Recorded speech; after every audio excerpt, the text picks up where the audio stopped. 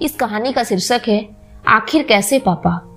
न जाने पिछले जन्म में कौन सा पाप किया था जो ऐसे कंजूस माँ बाप के घर पैदा हो गया।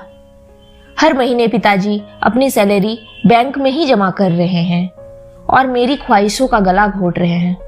मैं ऐसे स्वार्थी माँ बाप से तंग आ गया हूँ।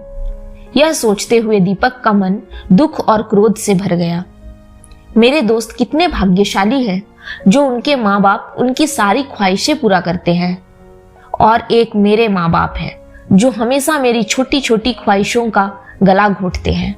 मेरे लिए कभी भी इनके पास पैसा नहीं रहता, हर वक्त पैसे की कमी का रोना रोते रहते हैं।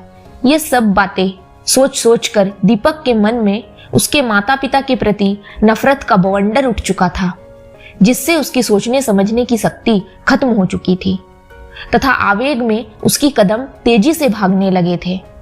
आह! अचानक उसके मुंह से जोरों की चीख निकली। शायद उसके पैरों में कोई कंकड़ चुभ गया था। कहीं ट्रेन ना छूट जाए, इसलिए उसने रुककर इलाज कराना उचित नहीं समझा। उसने अपना पैर उठाकर जूते की नीचे से ही कंकड़ निकाला और तेजी से आगे बढ़ गया। थोड़ी ही देर में वो अपने नजदीकी रेलवे स्टेशन पर पहुंच गया। टिकट की इतनी लंबी लाइन देखकर उसने टिकट लेना उचित नहीं समझा और सीधा प्लेटफॉर्म पर पहुंच गया। उसने पास ही बैठे हुए अंकल से टाइम पूछा तो पता चला कि अभी सुबह के 7 बज रहे हैं और ट्रेन आने में अब भी 20 मिनट का वक्त था। वह प्लेटफॉर्म पर मौजूद एक कुर्सी पर बैठ गया और ट्रेन का इंतजार करने लगा। पैरों में दर्द का एहसास होने के कारण उसकी नजर अपने पैरों पर गई। तब उसने देखा कि वह अपने पिताजी का जूता पहना हुआ था और जूते निकालने के लिए जब नीचे झुका तो शायद उस जल्दबाजी में उसने पापा के जूते पहन लिए थे।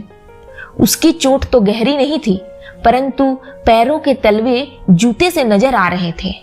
बोलने का मतलब यह है कि उसके पापा के जूते जगह जगह से फटे हुए थे तथा बुरी तरह से घिसे हुए थे। फिर उसने सोचा, तो क्या पापा रोज यही जूते पहनकर ऑफिस जाते हैं? जब एक बार इसे पहनने से मेरा यह हाल है तो पापा ना जाने रोज कितने चोट सहते होंगे। पर पापा ने कभी उफ तक नहीं किया। तभी अचानक उसे याद आया कि पापा ने पिछले महीने ही उसे उसका मनपसंद जूते दिलाए थे, जो कि लगभग 2000 रुपए का था। दीपक, जो अपने माता पिता का एकमात्र संतान था, जिसके वजह से उसे काफी लाड प्यार मिलता था।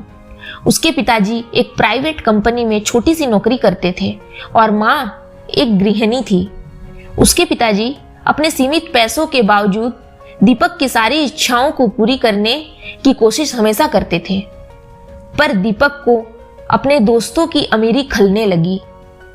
वह उन लोगों की तरह जीवन जीना चाहता था, इसलिए दिन प्रतिदिन नए नए वस्तुओं की मांग करने लगा था। इस वजह से पिताजी से अक्सर नोक-झोंक कर लिया करता था। यह सिलसिला काफी बढ़ चुका था।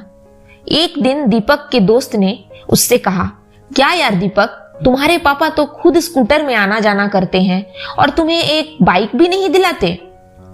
तुम कब तक इस खटारे साइकिल से स्कूल आना जाना करोगे? यह सब बातें दीपक के क्लास में पढ़ने वाली एक लड़की मधु सुन लेती है और समर्थन जताते हुए कहती है, सही बात है दीपक, इतना तो तुम्हारे पिताजी को तुम्हारे लिए करना ही चाहिए। यह सब बातें दीपक को अपमानित करने के लिए काफी था। दीपक यह सभी कारणों की वजह से लगातार अपने मम्मी पापा से व्यवहार बद से बदतर करता रहा और आज तो दीपक ने हद ही कर दिया। घर जाकर उसने पापा से कहा, पापा बस बहुत हो गया, मुझे 1-2 दिन के अंदर ही एक बाइक चाहिए, मुझे कुछ नहीं पता। उसके पापा ने कहा, यह कैसे संभव है दीपक, समझने की कोशिश करो, इतनी जल्दी मैं नहीं दिला सकता बाइक। तभी दीपक ने सोचा, मेरे मम्मी पापा मेरे लिए कुछ नहीं कर पाएंगे, जो करना है सिर्फ और सिर्फ मुझे ही करना है।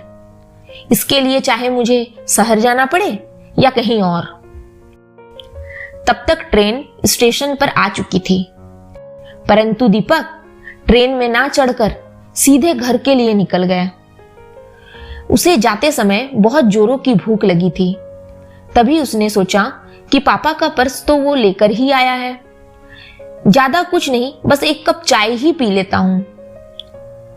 फिर पापा के पर्स को निकाल कर देखा तो उसमें 50-50 के 2 नोट और 10 के 2 नोट पड़े हुए थे और कुछ कागज भी थे, जिसमें एक दीपक के लिए लिया गया लैपटॉप का बिल, जिसके लिए उसके पापा को अपने दोस्त से 70,000 रुपए उधार लेना पड़ा था, तथा कुछ कागज जैसे घर के राशन का बिल इत्यादि सभी उधार चुकाने के ही कागज पड़े हुए थे।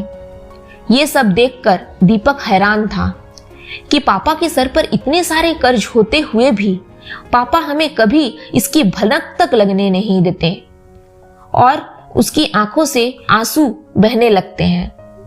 तभी दीपक भागते हुए अपने चोट की परवाह ना करते हुए अपने घर पहुंचता है तो देखता है कि पापा फोन में किसी से अपने स्कूटर बेचने की बातें कर रहे हैं और उसके बदले नए बाइक लेने का सोच रहे हैं। दीपक अपने पापा के पैरों को पकड़कर रोने लगा और कहने लगा, मुझे माफ कर दीजिए पापा, मुझे तो कोई बाइक नहीं चाहिए। मैं समझ चुका हूं आप कितने मुश्किल से परिवार चलाते हैं और किसी को भनक भी लगने नहीं देते, इसलिए मैं जब खुद पैसे कमाऊंगा तो ही बाइक खरीदूंगा। फिर यह सब बातें सुनकर मम्मी और पापा उसे गले से लगा लेते हैं। दोस्तों, आप लोगों को मेरी ये कहानी अगर पसंद आई हो तो इस वीडियो को लाइक करें और मेरे चैनल को सब्सक्राइब करें। धन्यवाद।